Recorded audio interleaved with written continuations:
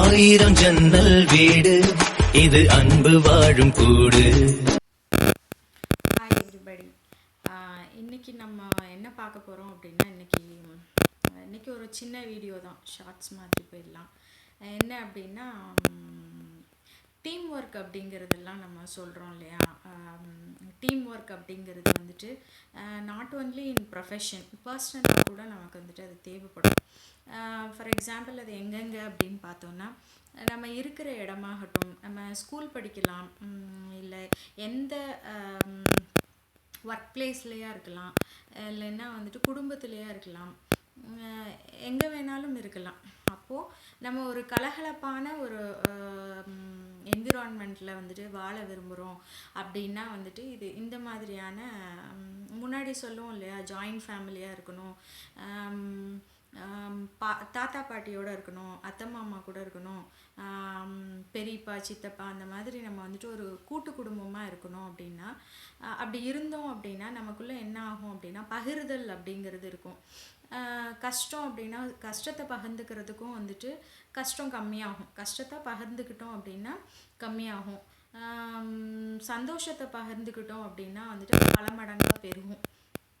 இதுதான் வந்துட்டு அந்த டீம் ஒர்க்கு. அப்போ நம்ம கூடுதலாக ஒரு கூட்டமாக இருக்கிறப்போ நமக்கு என்ன ஆகுது அப்படின்னா, கஷ்டம் வர்ற சூழ்நிலையில் நம்மளை நாமே வந்துட்டு அது அங்கேருந்து வெளியில் வர்றதுக்காகவும், சந்தோஷம் இருக்குது அப்படின்னா அது பல மடங்கு சந்தோஷமாக நம்ம பெருக்கி உண்மையான சந்தோஷமான அனுபவத்தை நம்ம உணர்றதுக்காகவும் இந்த டீம் ஒர்க்கு இல்லை நம்ம ஒரு கூட்டமாக சேர்ந்து செயல்படுதல், குரூப்பிசம், அந்த மாதிரிலாம் குரூப்பிசம் இல்லை டீம் ஒர்க் அப்படின்னா ஒரு நல்ல முறையில் நம்ம இதெல்லாம் எடுத்துக்கிட்டோம் அப்படின்னா, இதுக்கு நான் ஒரு பெஸ்ட் எக்ஸாம்பிளாக வந்துட்டு ரீசெண்டாக ஒரு ஃபேஸ்புக்கில் நம்ம பார்க்க வரையில் ஒரு பெரிய பார்க்கிங் ஸ்லாட்டு, ஒரு 1000 கார்கள் 2000 கார்கள் கூட சொல்லலாம், அவ்வளவு நிறுத்தக்கூடிய ஒரு மிகப்பெரிய ஒரு பார்க்கிங் ஸ்லாட் அது, ஜப்பான் நாட்டோட பார்க்கிங் ஸ்லாட்டு.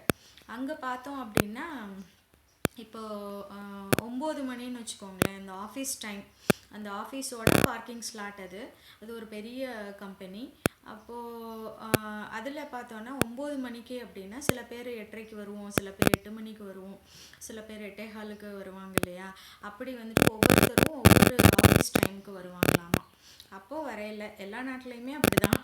அப்படி வரையில் அந்த ஜப்பான் நாட்டில் மட்டும் என்ன பண்ணுவாங்க அப்படின்னா, முன்னாடியே வர்றவங்க வந்துட்டு பின்னாடி உள்ள பார்க்கிங் ஸ்லாட்டை வந்துட்டு எது கஷ்டமோ, அதாவது அந்த இடத்துக்கு போகிறது வந்துட்டு லேட்டாக வர்றவங்கெல்லாம் ஈஸியாக போகிற மாதிரி இவங்க வழி விட்டு வச்சுருப்பாங்களாமா. நம்ம முன்னாடியே வந்துட்டோம், அப்போ நம்ம கடைசியாக நிப்பாட்டிக்கிடலாம், லேட்டாக வர்றவங்க இருப்பாங்க, நம்ம ஆஃபீஸ்லேயே ஒர்க் பண்ணிவிட்டு அவசரத்துக்கு வர்றவங்க இருப்பாங்க, அப்போ அவங்க வந்துட்டு அவங்களுக்கு அந்த லேட்டாகிறது ரொம்ப லேட் ஆகிடக்கூடாது, அதனால நம்ம சீக்கிரமாக வர்றவங்க அந்த லேட்டாக வர்றவங்களோட கஷ்டத்தை வந்துட்டு புரிஞ்சிக்கிட்டு அவங்க வந்துட்டு அந்த முன்னாடியே அவங்க லேட் கமர்ஸ் எல்லாம் வந்துட்டு முன்னாடியே வச்சுக்கிற மாதிரி ஒரு வழிவகை வந்துட்டு செஞ்சு கொடுப்பாங்களாம்.